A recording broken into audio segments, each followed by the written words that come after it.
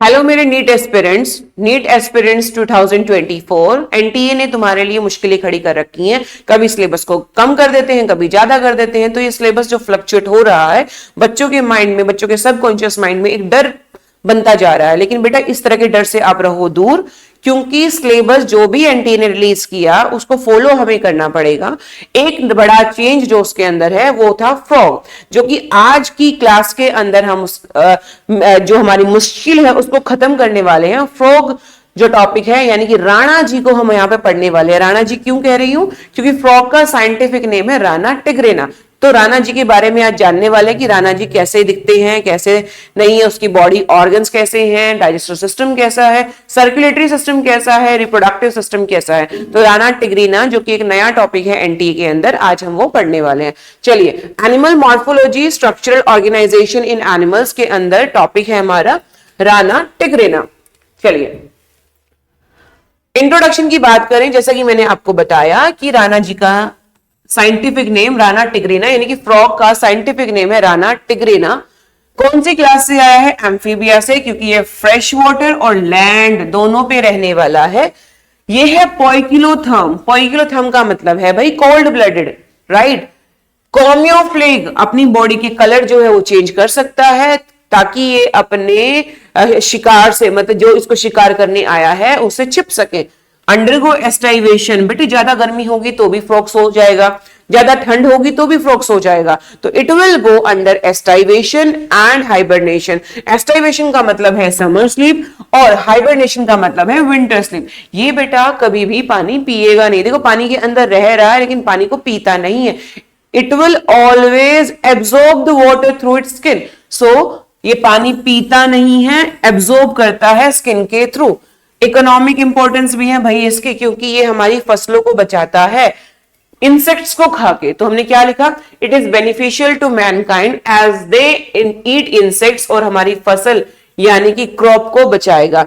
ये ecological balance को maintain करता है। कैसे करता है इकोलॉजिकल बैलेंस को मेंटेन? क्योंकि ये हमारी फूड चेन और फूड वेब का एक बड़ा अच्छा लिंक है।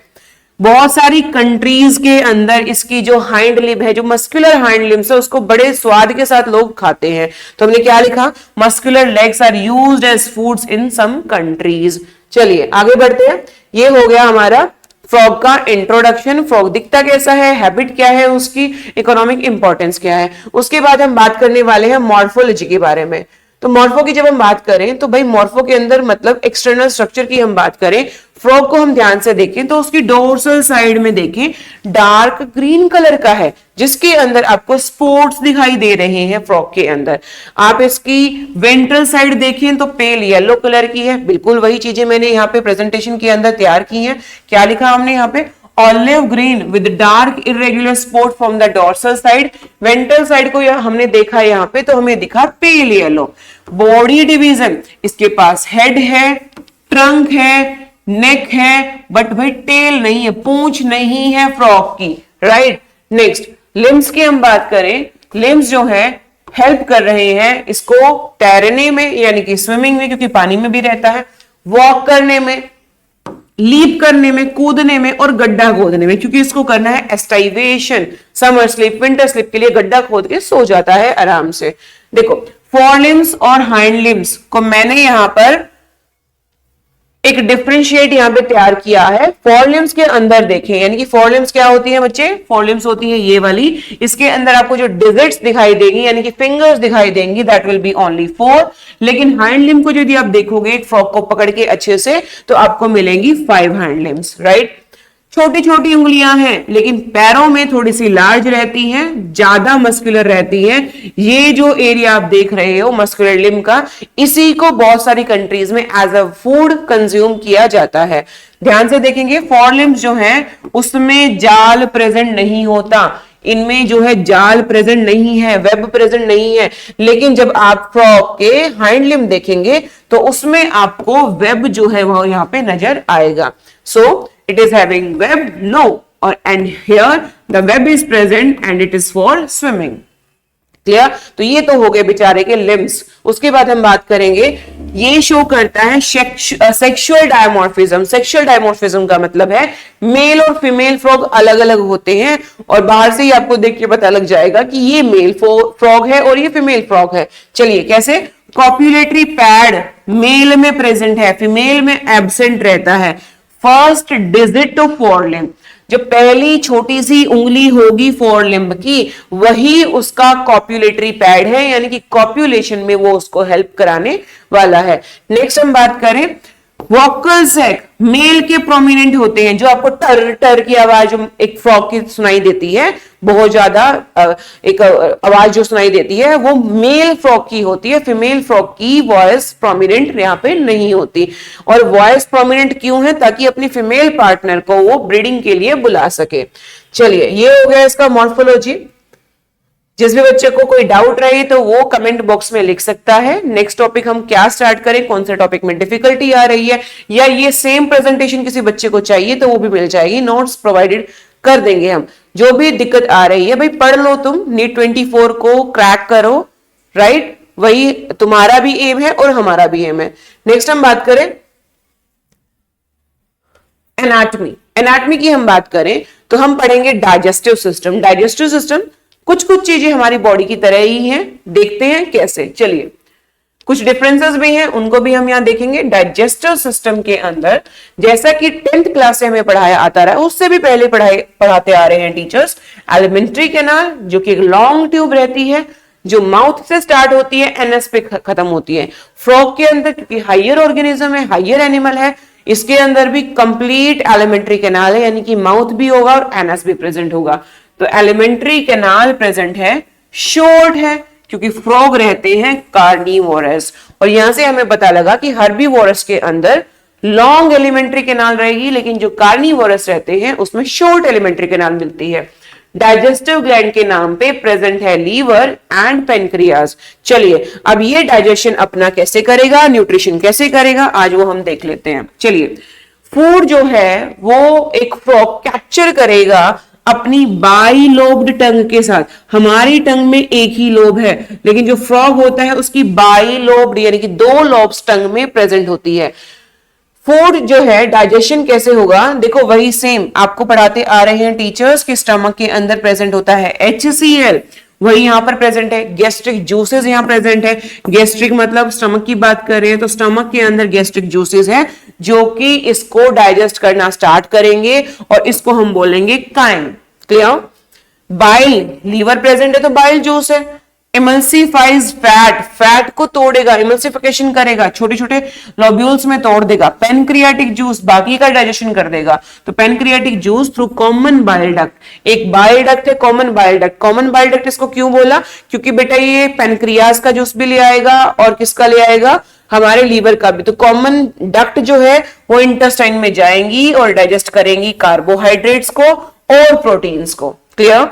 डाइजेशन कंप्लीट होगा स्मॉल इंटेस्टाइन में, हमारी बॉडी में भी ऐसे ही है। हमारा डाइजेशन जो है वो कहां कंप्लीट होता है, वो भी स्मॉल इंटेस्टाइन में कंप्लीट हो जाता है। लार्ज इंटेस्टाइन में सिर्फ वाटर एब्सॉर्ब होता है और ड्रग्स कुछ एब्सॉर्ब हो सकती है वहां पे। Digestion completes in small intestine. Digested food is absorbed, किसने एब्सॉर्ब किया, same as us, villi and microvilli. Next undigested waste move to the rectum और पास हो गया है cloacae. This is the difference. Frog के अंदर, अधिकतर एम्फीबियंस के अंदर एक कॉमन चैम्बर रहता है जिसको हम बोलते हैं क्लोएका। यहीं पर सब कुछ आके स्टोर होगा और यहीं से पास आउट हो जाएगा क्लोएकल अपर्चर से। तो स्पर्म्स को आना है तो भी भाई यहीं आएगा, अनडाइजेस्टेड वेस्ट को आना है तो भी वो यहीं पे आएगा। तो it's a common opening for all the things. So this is all about digestive system. यहां हम देख लें, देखो बेटा ध्यान से देखें तो ईसोफेगस स्टार्ट हुई, ये लीवर है, largest gland of the body. Liver के ऊपर रहता है गॉल ब्लैडर, देख लिया हमने। स्टमक आ गया, ये एलिमेंट्री कैनाल है, थोड़ा सा बाहर की तरफ दिखा दिया है डायग्राम में। इंटेस्टाइन शुरू हो गई है, इंटेस्टाइन के बाद शुरू हुआ रेक्टम, रेक्टम ओपन हो गया क्लोएका के अंदर, राइट। सो ये क्लोएका है। उस देखो यूरिनरी ब्लैडर भी ओपन होगा क्लोएका में और बाकी सारी चीजें भी क्लोएका में ही ओपन होती है। तो ओपनिंग जो है किसी भी चीज को बाहर ले जाने की बॉडी को, वो एक ही है, that is cloaca. And cloacal ने स्टोर किया, क्लोएकल अपर्चर से वो बाहर निकल गया। This is all about digestive system in frog, right. ज्यादा कुछ चीजें अलग नहीं है, आपको ऑलरेडी आता है। तो फ्रॉग के इस नाम से भाई डरो मत, फालतू के नंबर है 4 नंबर। एक क्वेश्चन यहां से उठ के अकॉर्डिंग टू मी आना ही चाहिए, 99.99% ये क्वेश्चन जो है आना चाहिए। चलो आगे बढ़े, इसके क्वेश्चंस भी हम डिस्कस करेंगे इन द नेक्स्ट वीडियो। उसके बाद है बेटा रेस्पिरेशन, कैसे एक फ्रॉग रेस्पायर करे। तो इसके लिए ध्यान से समझो, फ्रॉग पानी में भी रह रहा है, लैंड के अंदर भी रह रहा है। तो पानी के अंदर भी रेस्पिरेशन करेगा, पानी में है तो पानी में भी रेस्पिरेशन करेगा, और लैंड पे भी करेगा। तो किस तरह से करेगा, चलो ध्यान से पढ़ें इसको। लोकेशन, ड्यूरिंग, कब कौन सा रेस्पिरेशन का मोड यूज कर रहा है वो हमने यहां लिखा। पानी में है, हाइबरनेशन समर स्लीप में है, एस्टाइवेशन विंटर स्लीप। तो hibernation is winter sleep, sorry, aestivation is summer sleep. तो समर स्लीप कर रहा है, विंटर स्लीप कर रहा है, वो करेगा क्यूटेनियस रेस्पिरेशन। क्यूटेनियस स्किन से ही रेस्पायर कर लिया, हाईली वस्कुलराइज्ड है, वेसल्स प्रेजेंट है, और एक एक पार्ट तक ऑक्सीजन को ले जाएंगे। लैंड पे है तो वो रेस्पायर क्यूटेनियस यानी कि स्किन को यूज भी कर सकता है, बक्कल कैविटी माउथ को भी यूज कर सकता है, पल्मोनरी लंग्स को भी यूज कर सकता है। तो it can respire through any method, right. Next, lungs are a pair of lungs है, कैसे है यहाँ पे भाई, पिंक कलर के बड़े सुंदर लंग्स प्रेजेंट है, छोटे छोटे थैलियां हैं यहाँ पे, सैक लाइक है, और प्रेजेंट है थोरैक्स के अंदर भी। लंग्स तो थोरैक्स के अंदर ही प्रेजेंट होते हैं। नेक्स्ट, पल्मोनरी रेस्पिरेशन किस तरह से हुई, एयर उसके नॉस्ट्रल्स में गई, बक्कल कैविटी तक पहुंची और लंग्स तक पहुंची। लंग्स ने किया एक्सचेंज और दोबारा से buccal cavity, nostrils and air बाहर। This is all about the respiration. Next,